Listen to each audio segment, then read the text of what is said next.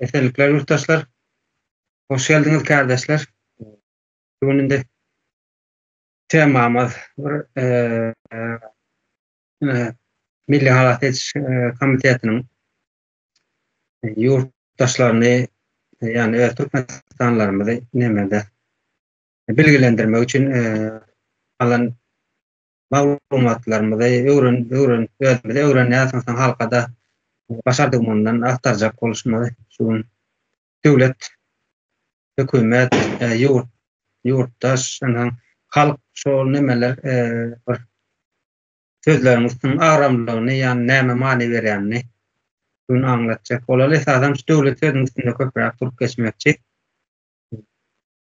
Indi ýönekli dilde aýdanda döwlet adalatdyr diýerler. Adalat näme diýmekdir? Adalat berkisini alaýyn, bir ýurtda döwlet guruluşy bar bolsa, şöyle diýip alaly. Näme wezipesi näme? Yurttaşyny bilimletmek, modern ýani döwre bap bütün dünýä bilen näme gurulap biljek, ýani çekeleşip biljek bir bilimlet ýetişdirmek, öňden dowamly üstüni doldurtdurmak da biliminiň her bir taýdan goragly etmek, görünmeýän afat diýip alalım. Şolardan goramak üçin milli howpsuzlyk bolmaly. İçki adalatyny ýani hukugyny goramak üçin polisiýa diýen nemesi bolmaly, guruluş bolmaly. Ondan soň kaziýet bolmaly. Ondan kanunlarynyň nädogry hereketde hökümet işläp biler ýaly, ýani şonu kontrol edip biljek bir guruluş bar, olam men ýokary kaziýet. Ýokary kaziýetiň üstünde de näme bar? Konstitusiýon kaziýet bar. Endi bir ýerde ýokary kaziýet, bir ýerde näme diýýär? Konstitusiýony hukuk diýerler. Ondan döwlet diýip alaly ine adalatyň urunda bolýar şol.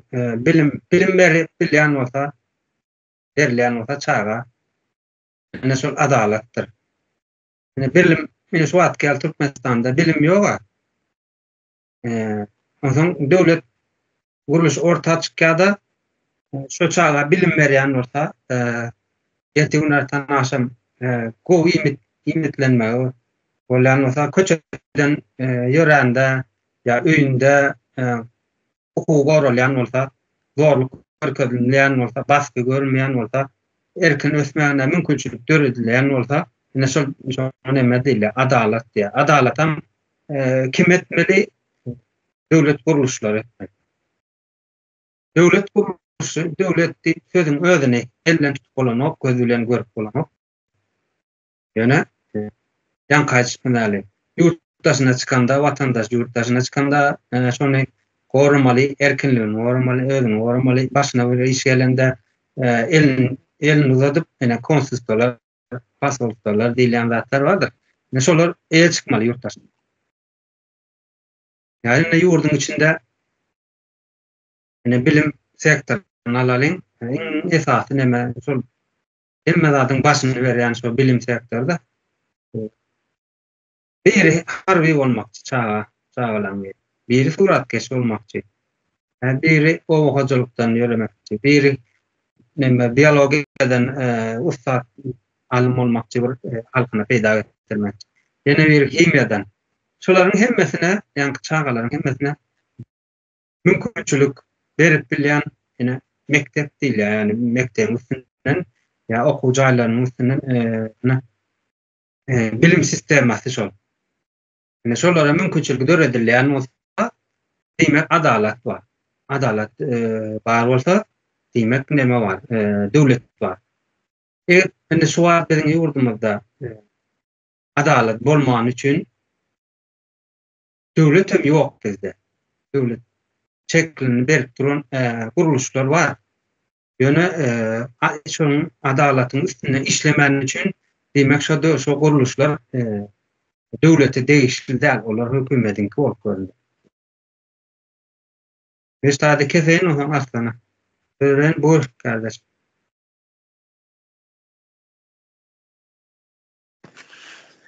Esenlikler, ildeşler, Merdan ağa, sağ olun. Indi şu devlet dilende men düşüncemi açsam, yani devlet göze görünmeyer, elinden tutup olmayer dediğiniz Merdan ağa gatı doğru şöyle. Devlet bir cansız yağlı bir zat, bir sistema diye düşünemen. Sebep yankı aydanken aydıp geçen zatlarınız var.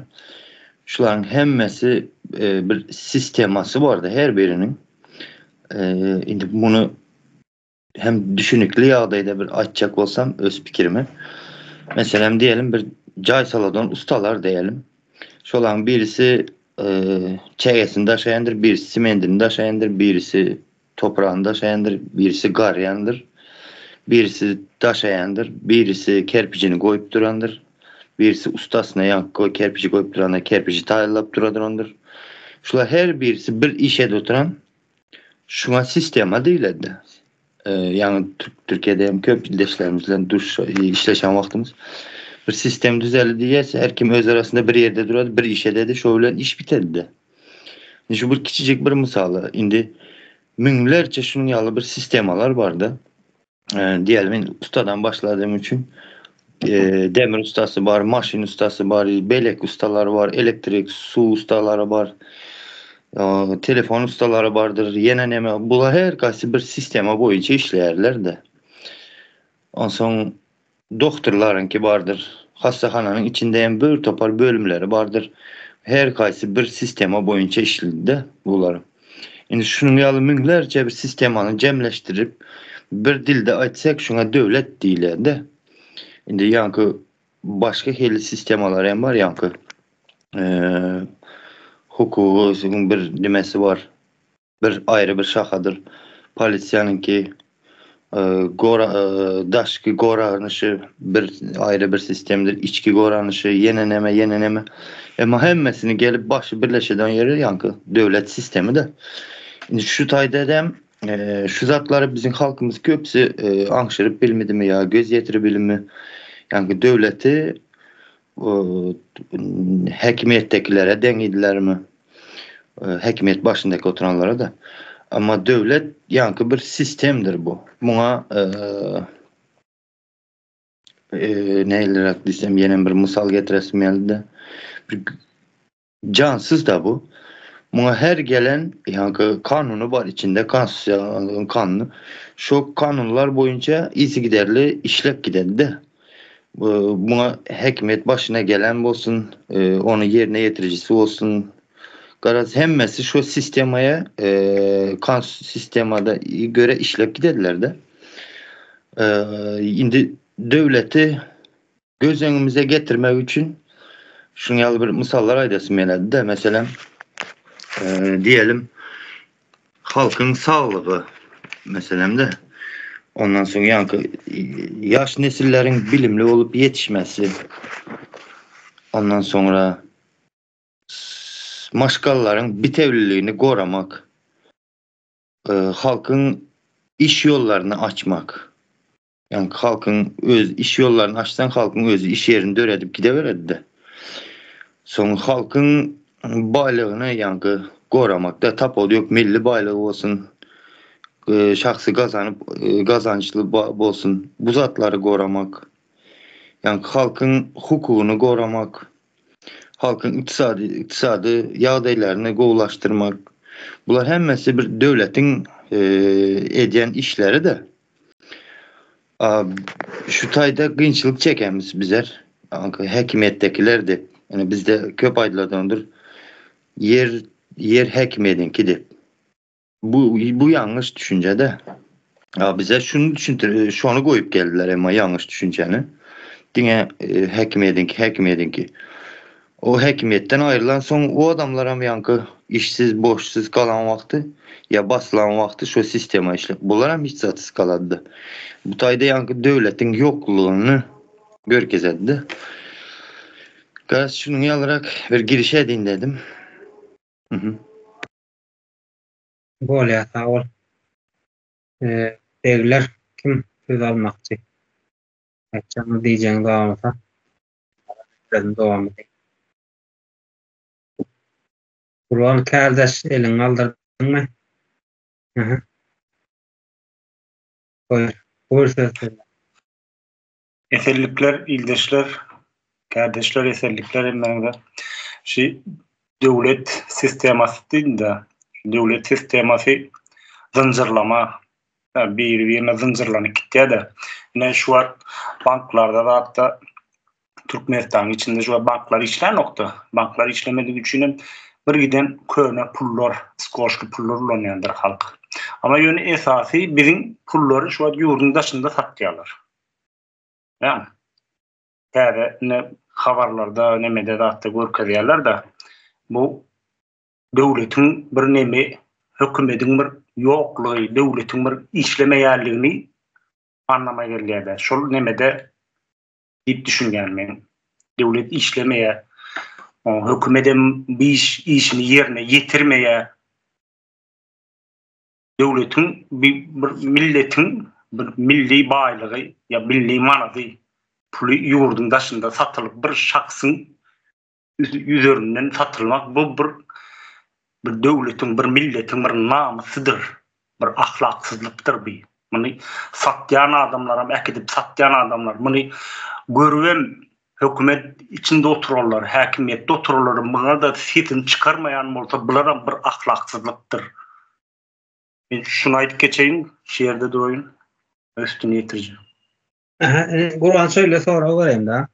Ama biz yurt dışına çıkıp devlet näme, hökümet näme, halk näme, yurt, watan şu sözlerin manysyny indi öğrenip bersen nähilagda işleýärsin.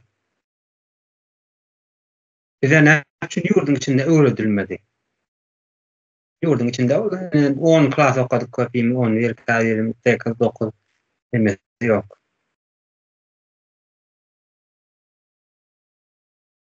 Bize bunu mektepte öğreleri okudulmadı da. Ne kanundan, ne hukuktan, ne de bir devlet sistemasının näili işlemeli, hakimiyet näili işleýär, bunu çağılıktan hiç şeýle bir okudulmadı. Bir gidersin gaty partan saklap ýyryna gelersin. Demek bu ne olýar? Aha, bu aýt dowam et. Bu ýokardakylaryň çağalara berilmedik bir ılım, bilimi halky köretmekdi. Bir halky ılımsızlyk demesin düşürüp bilsen atom bomba geregi ýok diýerler. Şu sistemany ýyjydyp oturdukdyrlar, milleti, halky, çağalary ılımsız goýup. Ilımsız bolan halk näme? Jahil olur, jahil olan halk hem aç olur. Niden kazanacağını bilmem, onun gidip ölçe yokluğunu gidip tuvaletini temizler. Başka edecek daha da yok. Elinden iş gelen yok. Elinden iş gelmeyen adam pul kazanı bilmez. Ondan sonra çıkarsın yurdun başını, onun ölçe yok gidip işini edersin, gepini çekersin. Bu da kimin günahı? Hükümette otururların günahı. Bu halk şu adam edil şu dereceye getirdiler. Şu adam şu sistem yöräpdi, şu nem, daje şu çağlara ılım bilim berilen ok. Bu gidişimizde bizim yeni bir 5-10 ýyldan bu halkam ýok bol gider. Ama birazcık muňa halkın düşünmesi gerek. Çağlar bizim geleceğimizdir. Bular bir hazinamızdır. Elde girilmez bir çağlar ki elde girilmez bir hazinamızdır bizim. Böyle. Doğru. Demek bize oku döwri bilim berilmedik bolsa bizim bilimli olmamız islemeýändirler. Bizim bilimli olmamız islemeýänler üçin demek şu taýda döwlet ýok. Şeýle bolýar-da. Döwlet soğuk başlan hava şu edil şol islenmedik. Onam kim islemedi? Rus imperiyası islemedi. Sebebi bular şol ir döwürler ata-babalarymyz bulary gowy gaýtargy beripdir bara. Şu Göktepe galasynda Bular bir giden goşuny gyrıpdyrlar. Ana şonda da bular yitge tede var bolan soň men düşünşüm bu. Bundan sonra bir Türkmeni bir ara getirmelden. Bir ara getirteň bular bize hiç wagt başartmaz diýen bir düşünjede bolupdyr. Tebe biz esker milleti.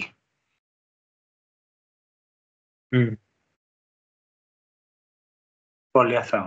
Bağışlarsın. Yok.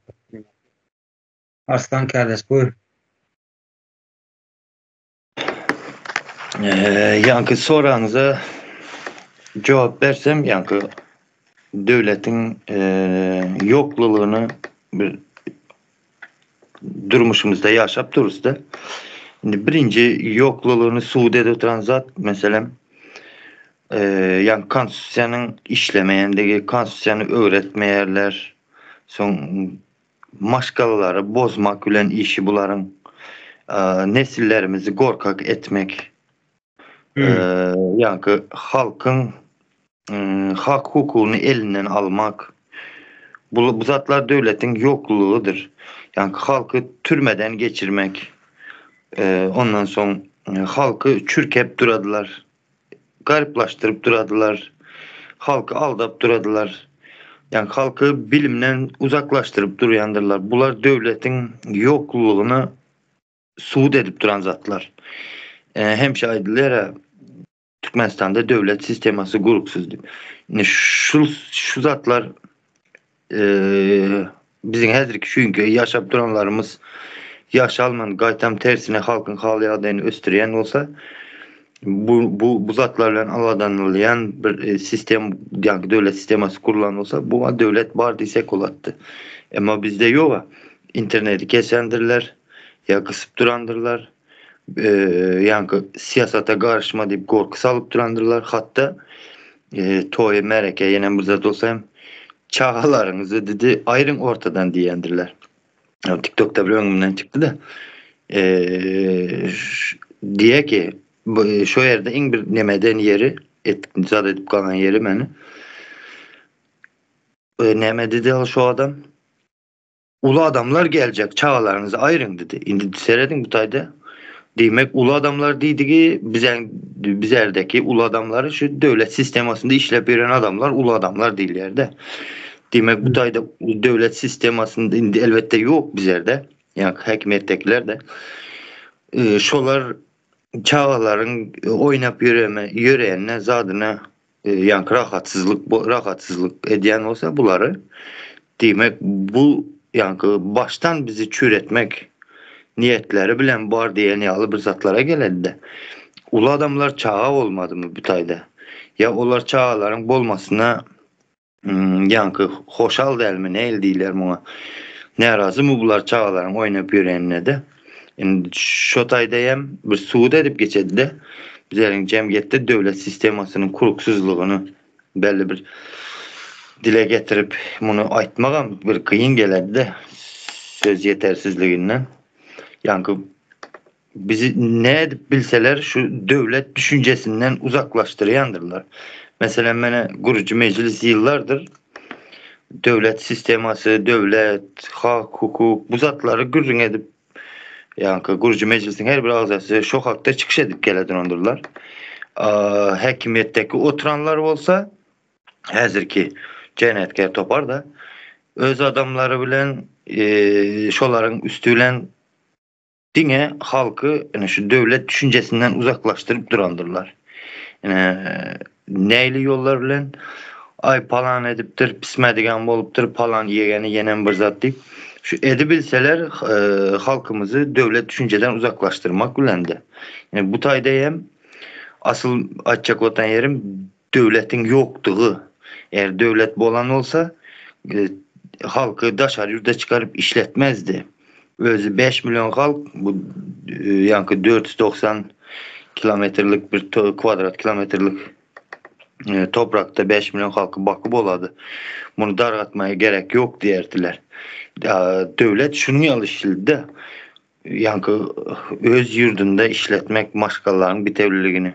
Bunu daraltmak bilen olmadı. Devletin ya şunu korumak hem içki hopsuzluğunu hem daşki hopsuzluğunu üpçün etmek için bir oturdurulan bir sistema da devlet sisteması. Yani şuna devlet sisteması değil. Bizde on yılda hele daştan gelen bizim sömürü balığı dedi bizim baylığımızı. İçerisindeki halkımız aç oturan. Şunu alarak meydana. Öyle sağ ol. Bayram geldi. Sözlerin var mı? Diyeceğin var mı? Paylaşacak bilgin var mı? Selletlikle yurttaşlar. Diyecek adam devlet diýende düşündirmek bile yaman kıyın gelýär. Olam bäne ýaşlykdan ýol hiç etmediler da şol tuğry. Ýakynlaşdyrmadylar. Siyasata goşulma, tapşy saýul döwründe siyasatı näme bilmedi. Aşylanan siyasata bile hiç ýanaşdyrmadylar. Siyasata goşulma, böyle olma deyip koyar. Bu sebepten zaman agar gelýär döwlet sistemasy men düşünjem boýunça döwlet halkyň ülkeden hukuksyzlygyny üçin etmeli sarlygyny bilimle islermeli galynda adam saparaga açaly emelere vermeli da ýa reformasyny geçirip halka ruhsat berse galanda aýlanyp durmaly diýip düşünýän mene.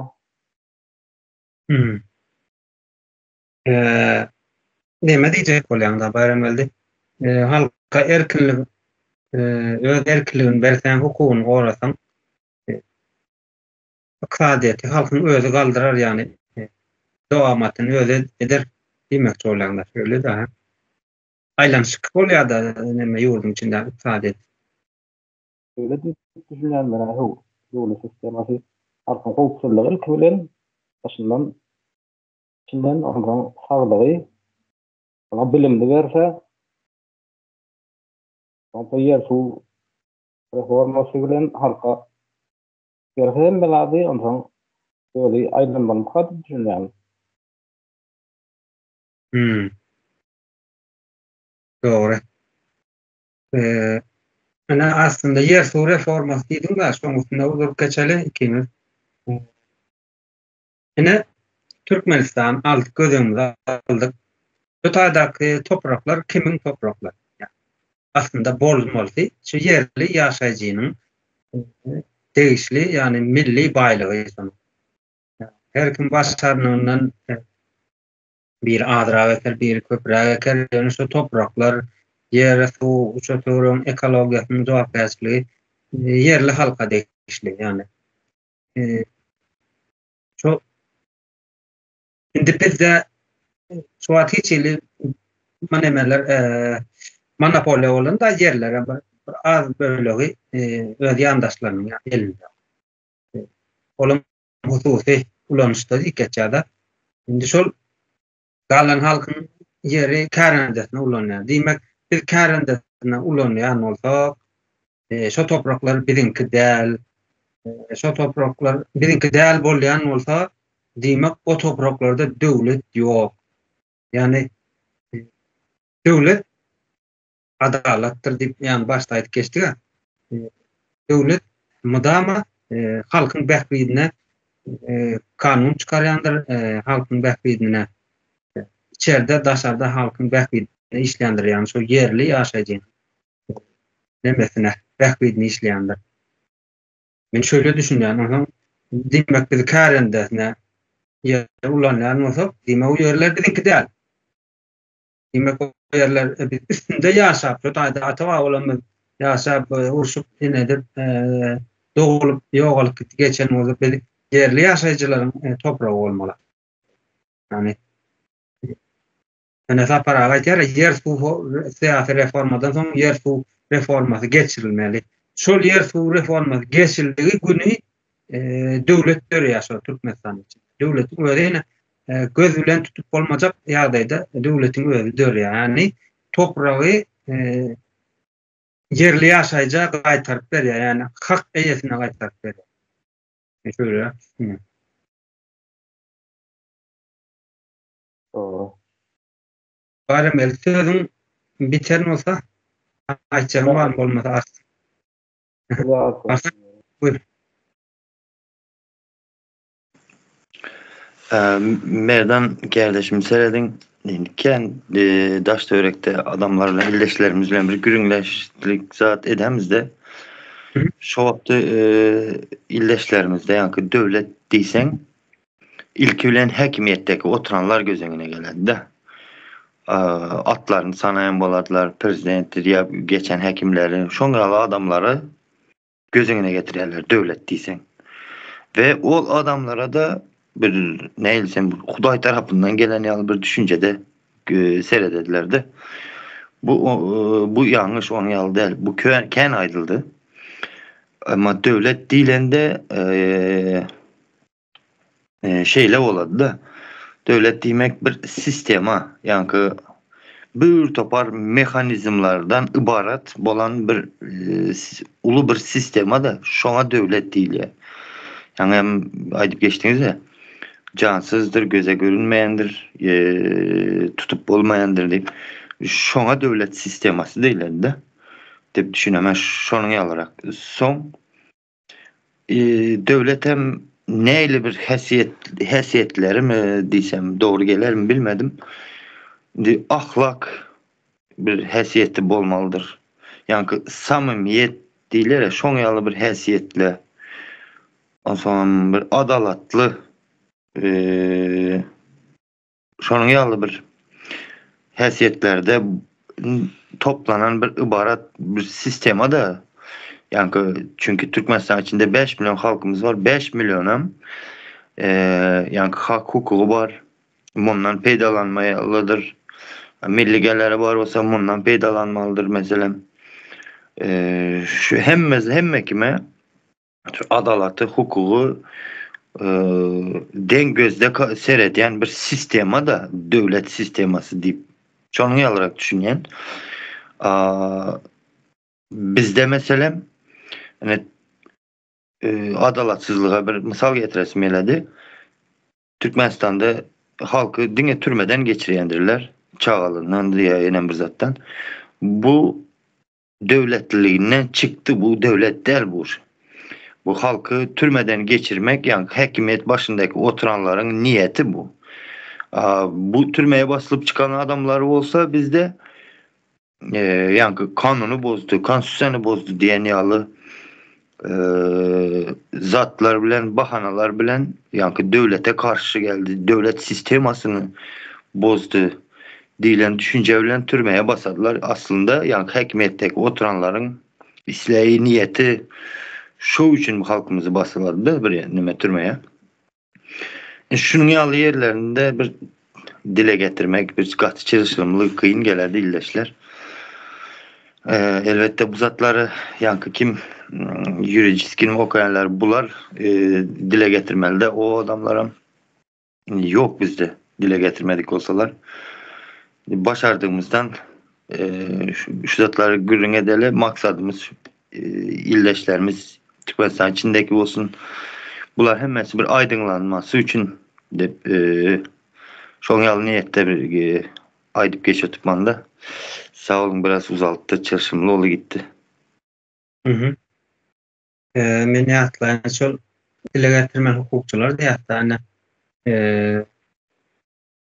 Kur'an kardeş sözün ağzında olsun hadir der. Aydıp geçenine hukukçular advokat men deyip bir neçe hesap var. Türkmenistan'ın şeyle kanuni Cinayet Kodeksi, Administratif Kodeksi diye bir işlemesinden sonra yaşamak yani Dilişni Kodeks diye. Şimdi şu haklar işliyor deyip aydiyalardan böyle kanunlar var, böyle nemeler var, maddeler var diye. Demek bunlar özleren biliyor. Türkmenistan'ın konstitüsyonun yurttaşçılığın yazılandığını, Türkmenistan'da adalet yoktuğunu, yöne kavirlerine buyurulan olmalı kavirleri ballaca yerde işi ucu var mıdır, yene midir? Bilemok. bir käsiyet yani ahlak cemiyetin karşısına bir hareket edýärler-de. Şu kodeksler okuyan olsam sen okuyan olsam advokat hükmünde ya jurist diýýarlar seni. Jurist hükmünde okuyan olsam diýmek kanun var diýjek bolýan. Kanun var diýen olsam konstitusiýa işleýär diýýär. Sepler olan hemmesi bir-birine seplenýär. Şu zatlaryň ýokdugyny bilibem. Şu hareket edýän bolsam diýmek senin ahlagyň barada kirmedi oturup ya sözde alıp oturmaly däl diýip düşünýärler sen. Diýmek sen öz halkyňa, yerli ýaşaýjy, ýani öz watandaşyňa garşy hareket edip dursun. Belki häzir sen üçin bu dogry bolup biler, menki dogry diýersiň ýöne aslında sen öz nimäňe, halkyňa, şu taýdaky toprağa, ýurda garşysyna ýani ziýanyny işläp dursun. Bir ýerden ýalanyp da ony dilemedip durmak diýmek senin ahlagyň, ýani amaýat geçdim ahlagyň barada gurulun etmekle gerek emde. Yine orada atladığın devlet bar bolanda Türkmenistan'da yine Merdan Muhammedov kemini adındaki tanılayan yiğidimiz, devgimiz diýýärdiň. Uğurlak etdiler seni. Kim uğurlak etti?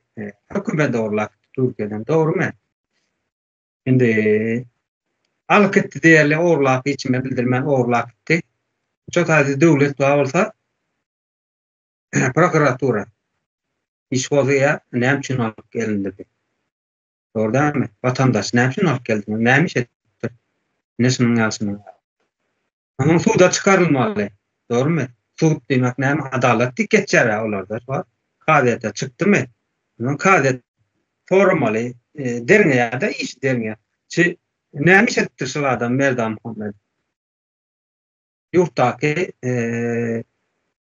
bir ne mani kanunsuzluğu ya hükümeti diyorlar, hükümeti eleştiriptir demeli. O tadı yanlış et ya bilim veren o eskerimiz böyle baylı milli baylıklarımızı ortalıktı.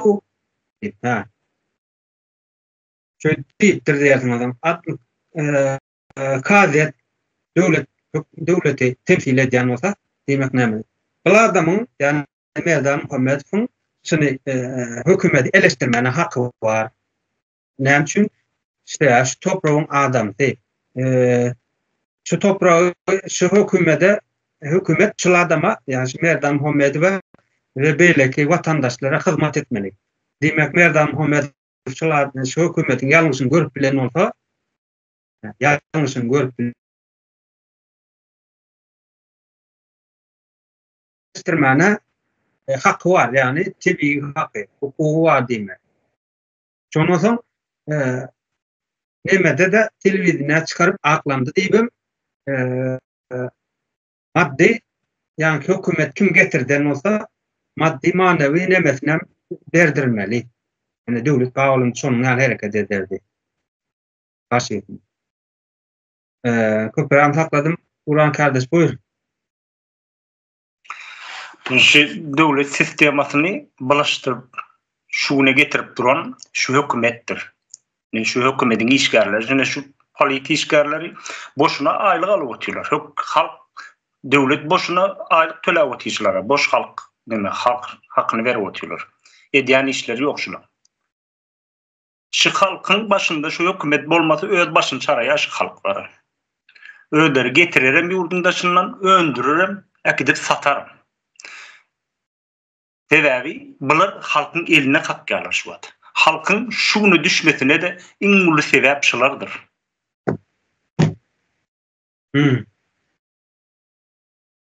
Yine çağalyktan terbiye berilýär ene. Mektepde sadikden başlanýar. Ene şul sistemanyň nebesiniň ýoklugy ne çağa sadikde diýýär şol hemme zady şo sadikden başladylýar. Gorkuz ýandyrne çağa wagtam yat bilise geler bolmasa, bilise bererin sendi. Ene şu gorku sistemany çağalykdan başlaýar. Ýoksa şu burova ya da şunça politişkar gerek gel bir gecicik bir devlet bizinki. Ne için bunu köpeltdiler? Halka korkutalmak için köpeltdiler şunları. Aylıklarına adı veriyorlar. Çilim puluna da yeten okçulanlar aylıkları. Hiçbir yerini kemedir. Kalanını halktan alarsınız diye. Halkı korkutup alın. Böyle. Sağ ol. Elbir kardeş buyur. Sağ olun. Men döwlet diýip aýdyp geçýäs de, yani döwlet, hökümet diýip, döwlet diýip häzir düşünükli bolsun diýip aýdyp oturýar.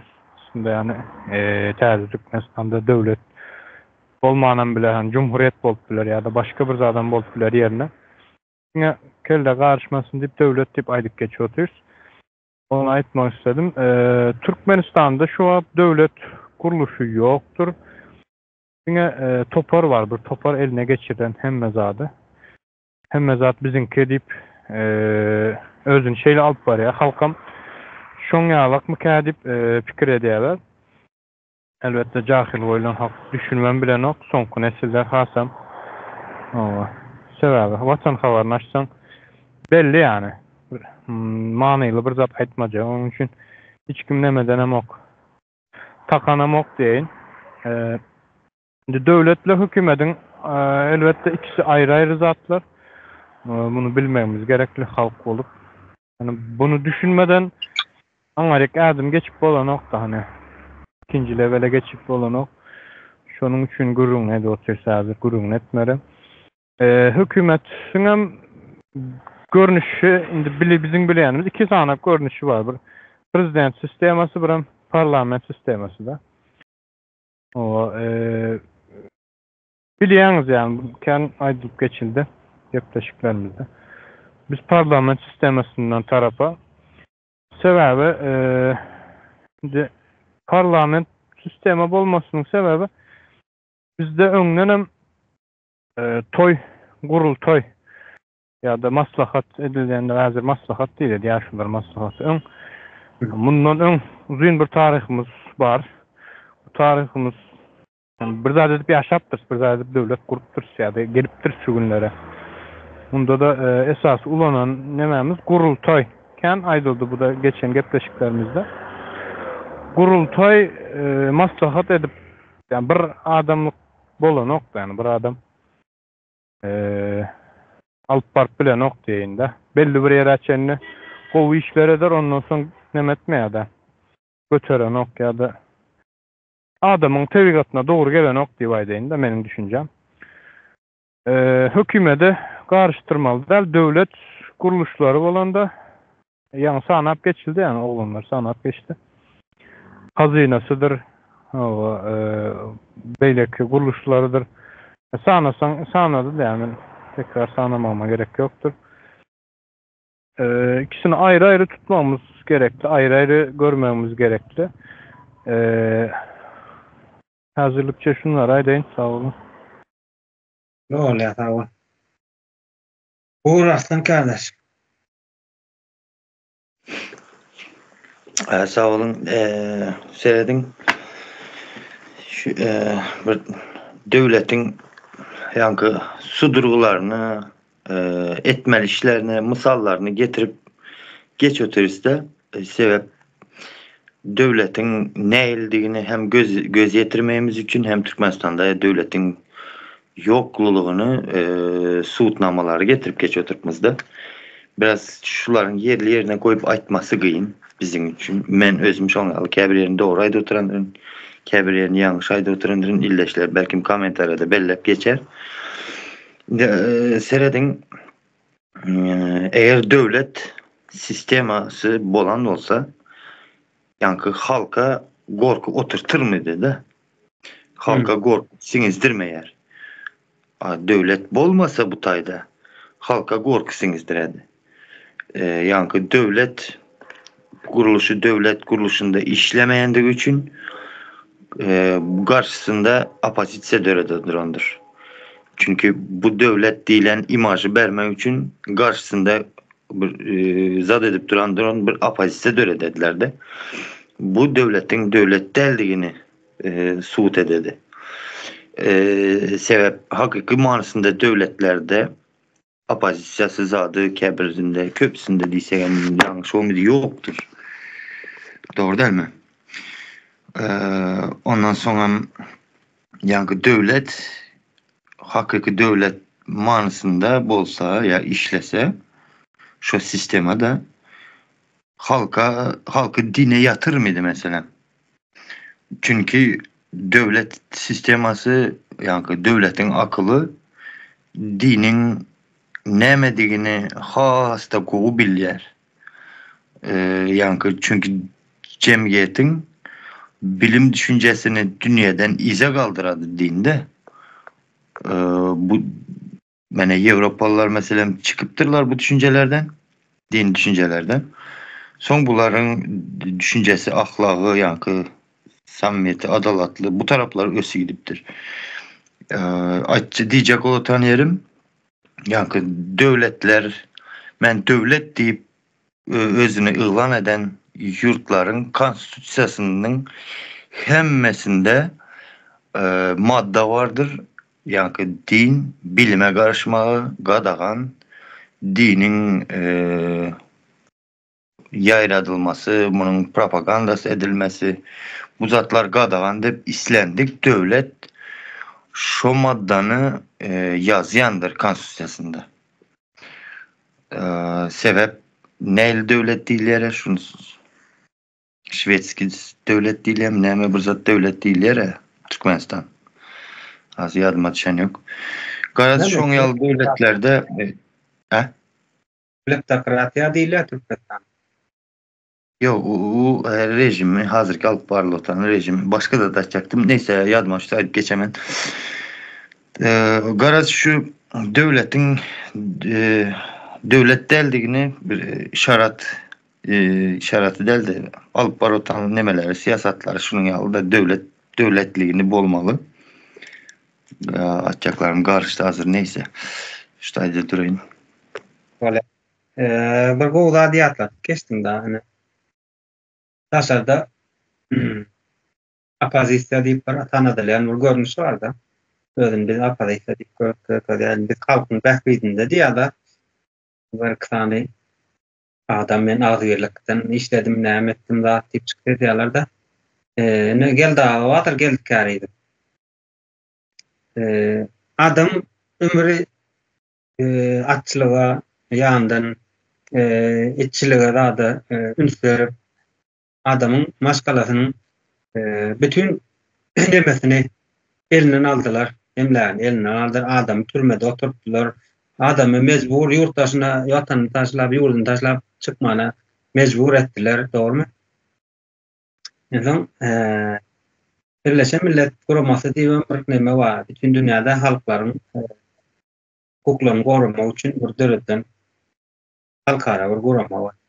Şimdi yani ödünü jurnalist diyorlar, men halkın taraftarı diyen adamlar ne üçündür de halkın sen taraftarı olsan ya jurnalist olsan ne üçün öz vatandaşın asıl doğru değil mi? Ne üçün şol adamın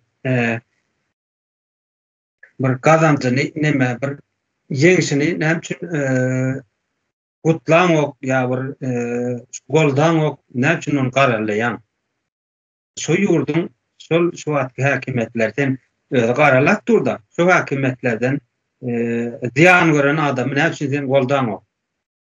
Birleşen Milletler Kuruması ol edýän işi yok. Ol geldi 7 milyon verilecek 7 milyon halktan alınacaktır. Halk alan o an elinin geldi elinden şu wagtky hakimiyetler aldı. Başol nemeler. Yaşap böyle wagtlar. Ondan özünü men apasana özüm jurnalist olup men Ýewropa çykdyň sen. Şol adamyň ýanynda birinji sen normaly. Türkmenistan hökümetlerinden ýani häzirki özüm hökümetli görkezýän terör topardan näme ziýan gördüm. Sen elinden mülküň aldylarmy, malyň aldylarmy, türme wagtlar näme üçin seni ýurtdaşyny çykarmana mecbur etdilermi diýip sen şol barmyjylyk bilen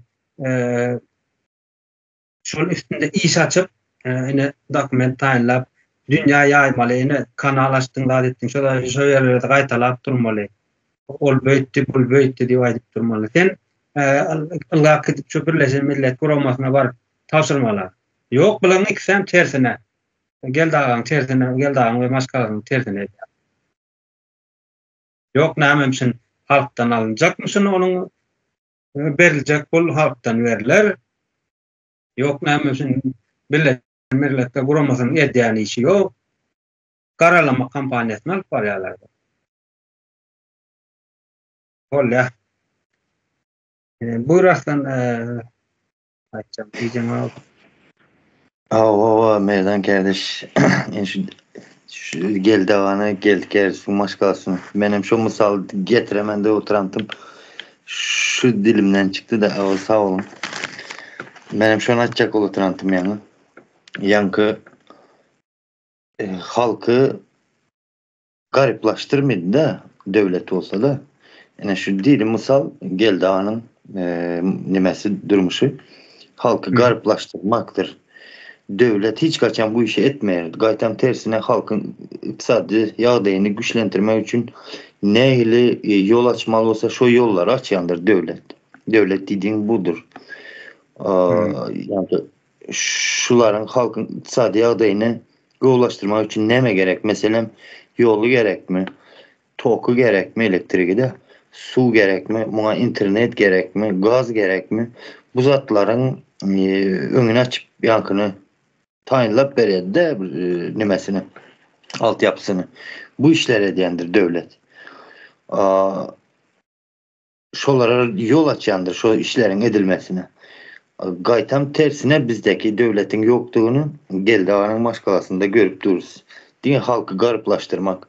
O zaman halktan alınacak bu deyip halka iğrenç halkın gözünde iğrenç edip görkezecek oladılar da Geldavanın maşkalasını. Yankı jurnalistleri. Ama halkı 100 gezek silkeleseniz hem halktan 7 milyar dolar çıkmadı. Çünkü halkın öyünde 200 dolar yankı zapasa koyan pulu yok halkımızda. Düşünüp görün şunu. Halkımız ne için yurttaşına çıkıyor, ne için birbirinin pulunu yiyiptir, yenen bir zadını yiyiptirdi. Halk açlıktan ediyor iş.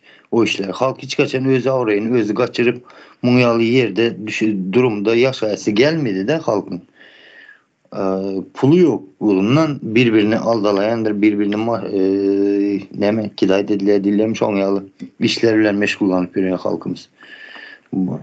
Devletin yokluğu bu. Şunun alarak Daha sonra sen böyle vaktimiz halkın bir yurdun içinde halkın Türkmenistan'ın dört geçerler. Halkın adaya düşmeyi yurttaşında ilk manda olup içeride aşağıda hukuku depkilenip mertebesi depkilenip zenallarına çeller türmede kalıp alimleri odan depeden çıkarıp aydın adamların yerine şotadan yurttan çıkmadan mecbur edip yurtta çığır edip barca olanam geplemedi halledip öy arrestlarında saklap gören ya da bağ olsa demek devlet yok.